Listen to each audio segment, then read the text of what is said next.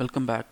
Today we are going to see about S&P 500 index valuations and current levels, whether these current levels are justifiable. There are a couple of articles written by Seeking Alpha, by Contrarian. A few research firms have written the fundamental valuations. It looks interesting, so I thought it will be a great idea to walk through you guys what exactly they convey, whether the current levels are justifiable, and also at the same time there are few technology companies which contributed significantly to the S&P 500 run up from the March 23rd lows, like Apple, Facebook, Amazon, Netflix, all those firms. Without wasting time, let's quickly look into the articles.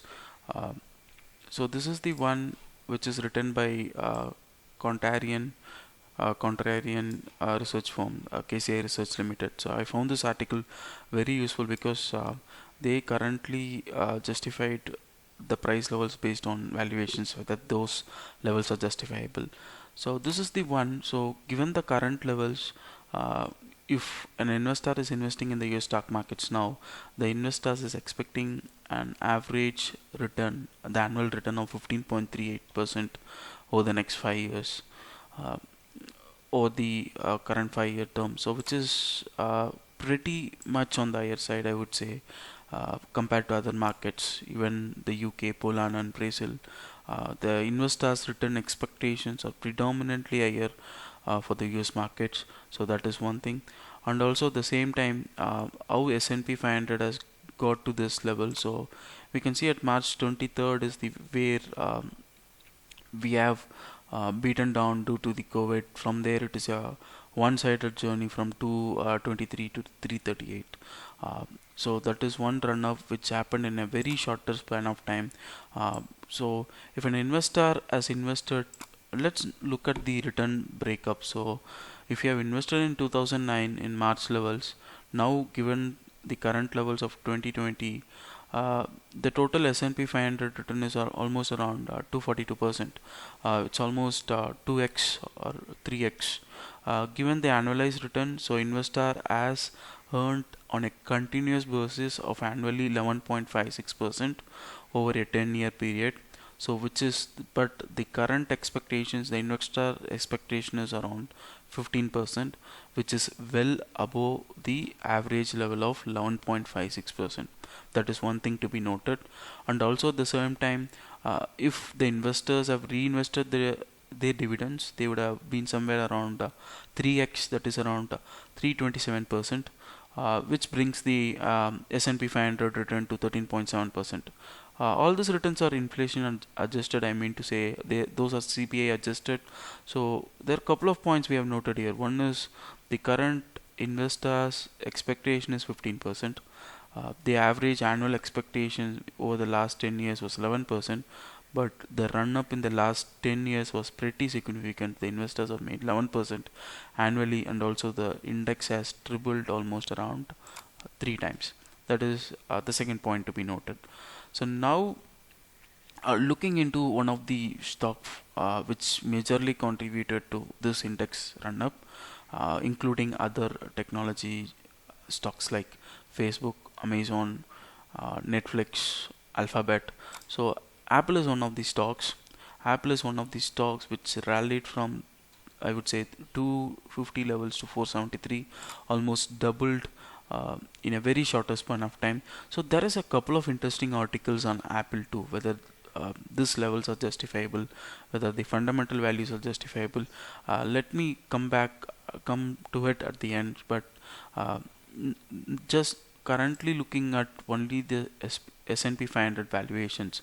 So this is the levels which we are currently at. So in 2013 we are at the price to earnings of 4. Now we are at the price to earnings of 35 times, almost around 36 times, with the 5 year average of around 16 or 17%. So even in the peg ratio levels, we are at the high levels around 2.5. At the price to, one of the interesting ratios which we need to look at is the price to forward earnings, which is around 30 levels. The price to earnings is 35. The reason is due to COVID, the earnings levels came down. So that's the reason the price to earnings level has been shooten up. But as a price to forward earnings level, we are expecting the price to forward that of 30 times.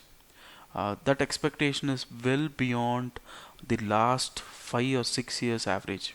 I would say the average level is 15 times, but we are almost double now compared to the 5 year average of price to earnings, forward earnings. We are almost double, around 30 levels.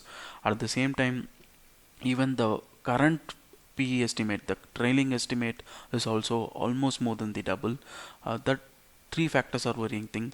So totally there are three takeaways. One is the investor expectations are on the air side, and the index run up over the last 10 years was pretty significant, and the annual returns were around 11%. So investor expectation is of course well beyond 11%. That's second thing. And third thing is the current trailing PE and the forward PE estimates are almost double than the average expectations. So that is one thing.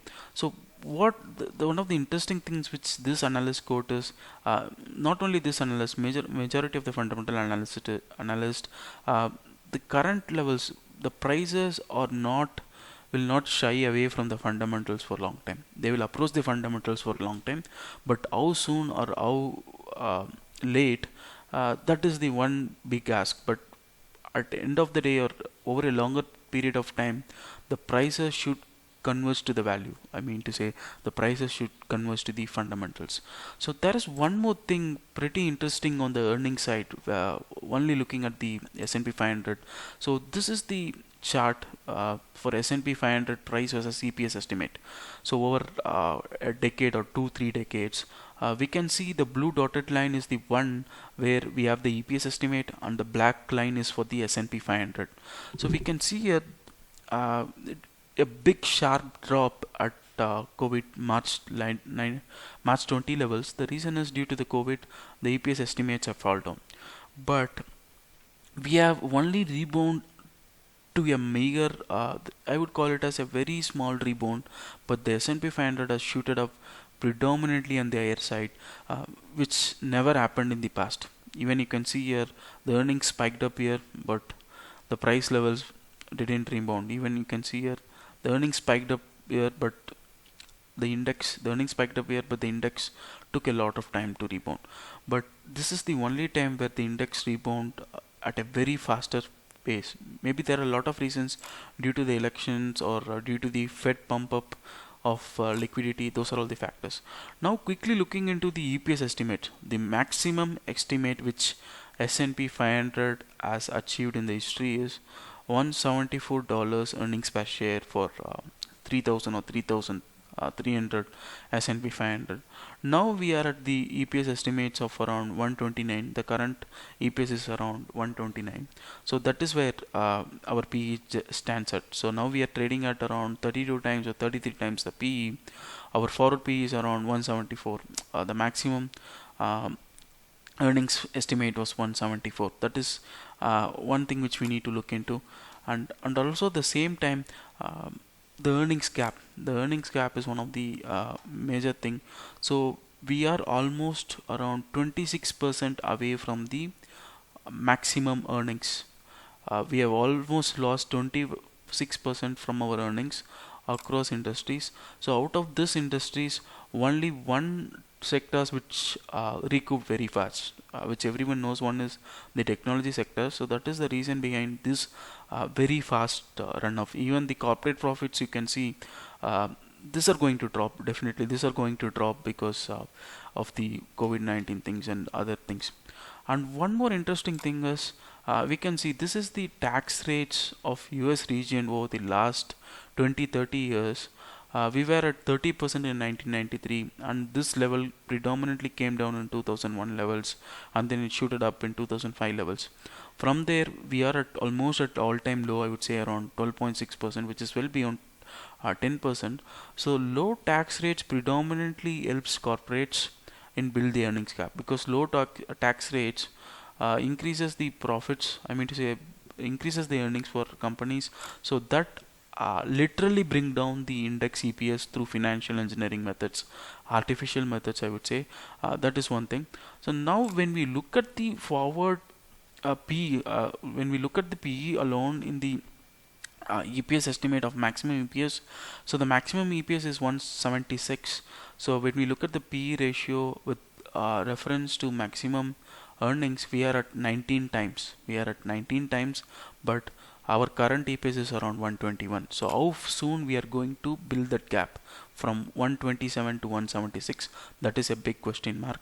So now we can see the rebound here. So the EPS estimate for technology has rebound very fast, but other sectors like financials and cyclicals, they have lost significantly from their maximum earnings, around 38%, around 57%.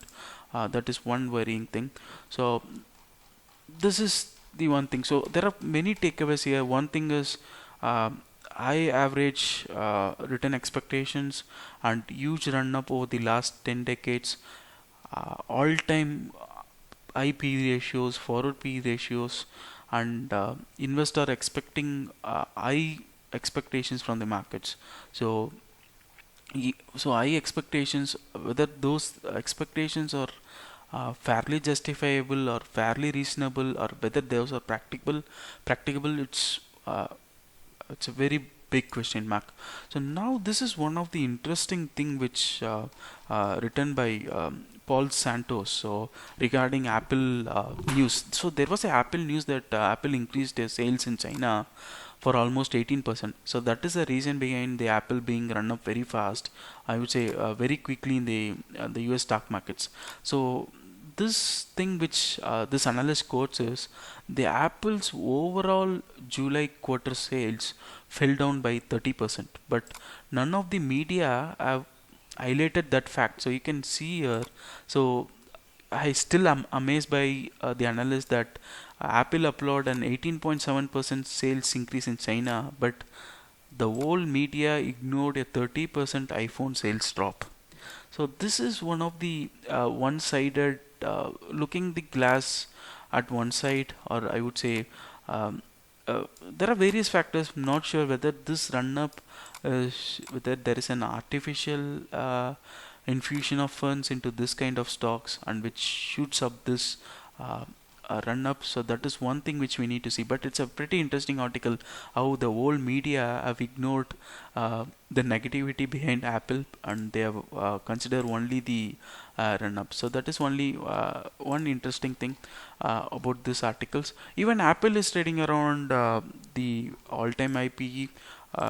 And one more analyst has quoted how Apple has diverged from the fundamentals over the last 6 months. You can see here, this is the fundamental value of Apple over last 10 years. In the last 10 years, Apple much respected these levels, as very much respected the fundamental values.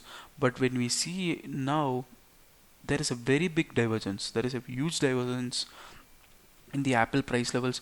That is due to the EPS. The EPS, when compared to um, 2009 levels, we are around almost around 12 levels now. It's almost double now, and even the earnings growth, the EPS growth is not very significant. You can see here, but investors are expecting a 16 or 15 earnings per shares. Even given that those earnings per shares, our levels, the fundamental levels, are not very justifiable. So the Apple is as a huge divergence around the fundamental levels. That is only worrying factor. One interesting thing is this fundamental levels, the price were at 458 when we took this graph, but currently the price is around 500.